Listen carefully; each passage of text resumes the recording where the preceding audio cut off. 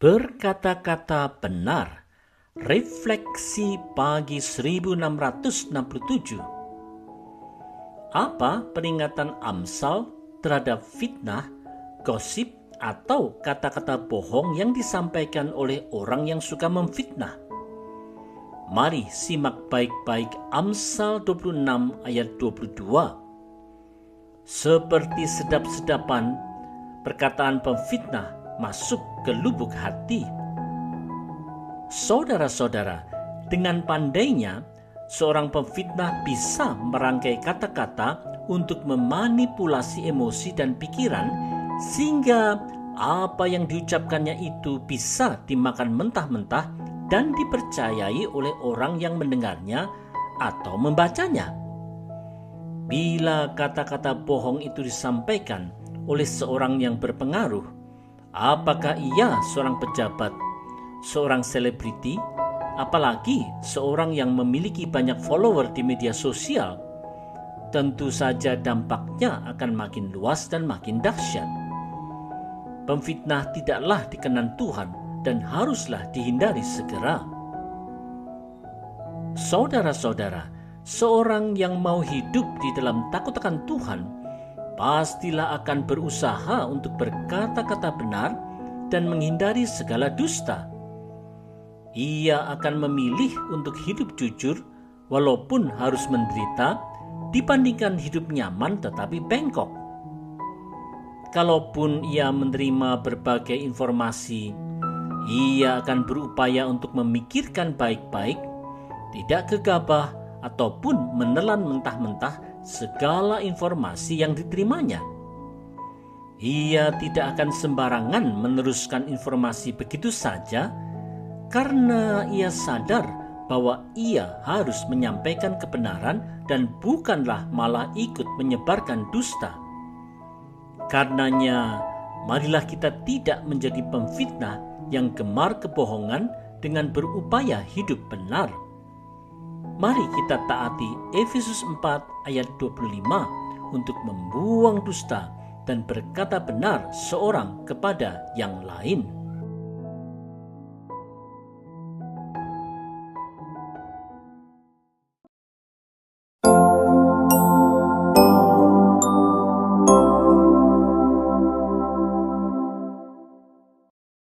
Tidak berpura-pura baik. Refleksi pagi 1668. Bagaimana caranya Amsal melukiskan orang yang suka berpura-pura baik padahal hatinya jahat? Mari lihat Amsal 26 ayat 23. Seperti pecahan periuk bersalutkan perak, demikianlah bibir manis dengan hati jahat. Saudara-saudara, pecahan periuk tanah liat adalah barang yang sama sekali tidak berharga yang hanya dibuang orang. Meskipun demikian, bila pecahan periuk itu dilapisi perak, maka pecahan itu akan terlihat berkilauan dan menarik hati. Seperti inilah gambarannya bila seseorang suka bermulut manis, tetapi di balik semuanya itu, hatinya sebenarnya jahat. Ucapan manisnya itu hanyalah upaya untuk mengelabui orang saja. Seperti halnya bujukan manis Delila terhadap Simson di Hakim-Hakim 16 dengan maksud mencelakakannya, orang percaya harus waspada terhadap penipu bermulut manis. Saudara-saudara, seorang yang memang berhati baik pastilah tidak akan berpura-pura baik. Seperti mata air segar yang memancarkan air yang jernih, demikian pula perkataan manis dari orang yang berhati baik. Perkataannya itu dapat dipercaya karena ia selalu berupaya untuk hidup di dalam takut akan Tuhan. Inilah yang seharusnya terjadi pada setiap orang percaya. Hanya saja sayangnya, karena dorongan berbagai nafsu yang mencelakakan, ada saja orang percaya yang terhanyut dalam pikiran jahat untuk menipu sesamanya. Ini tentulah hal yang dimurkai Tuhan. Marilah kita menaati nasihat Kolose 3 ayat 16. Hendaklah perkataan Kristus tinggal dengan limpahnya di antara kamu, sehingga kamu dengan segala hikmat mengajar dan menegur seorang akan yang lain. Janganlah berpura-pura baik dengan bermulut manis.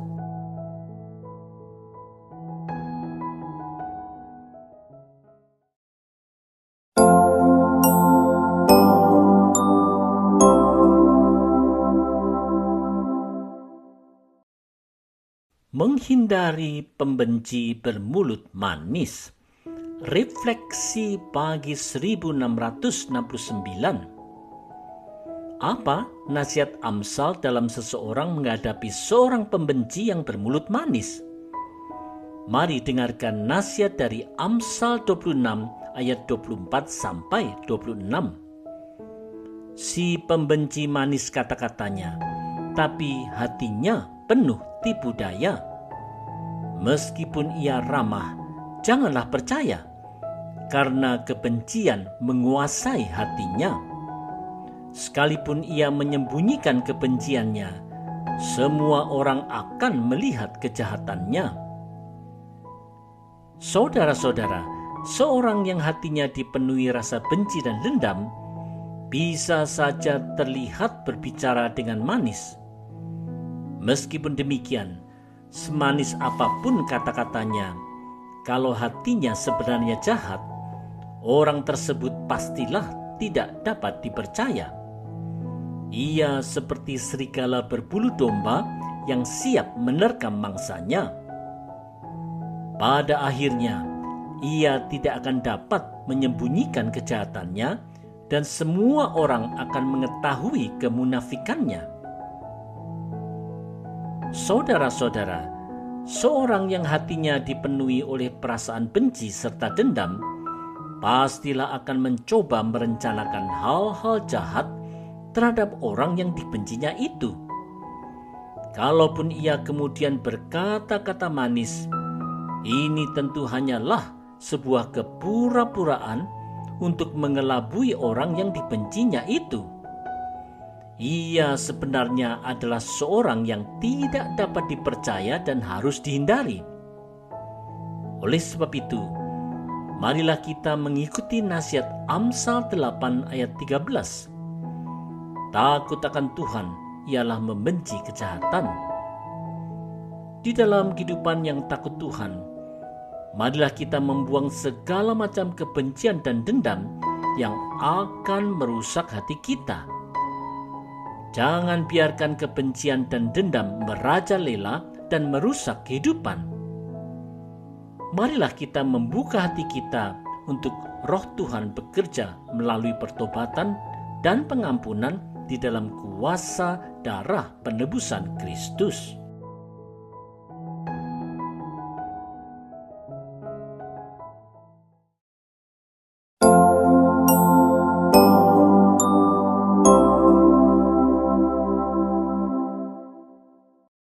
Pikirkan apa yang baik.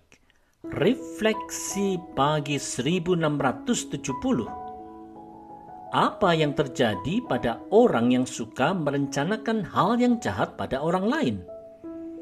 Mari lihat Amsal 26 ayat 27. Siapa menggali lubang akan jatuh ke dalamnya, dan siapa menggelindingkan batu, batu itu akan kembali menimpa dia. Saudara-saudara, pada zaman dulu, untuk menjebak binatang buruan, orang membuat lubang jebakan. Untuk mencelakakan musuh, orang juga berupaya untuk mendorong batu besar ke atas bukit untuk nantinya digelindingkan ke bawah. Ini adalah gambaran dari berbagai rencana jahat yang dilakukan orang untuk mencelakakan orang yang dibencinya.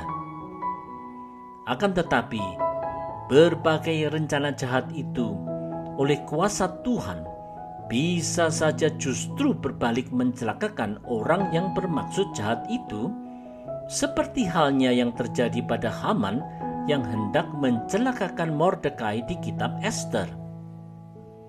Saudara-saudara, Ester 7 ayat 10 menceritakan bagaimana Haman akhirnya justru disulakkan pada tiang yang rencananya dibuat untuk menyulakkan Mordekai.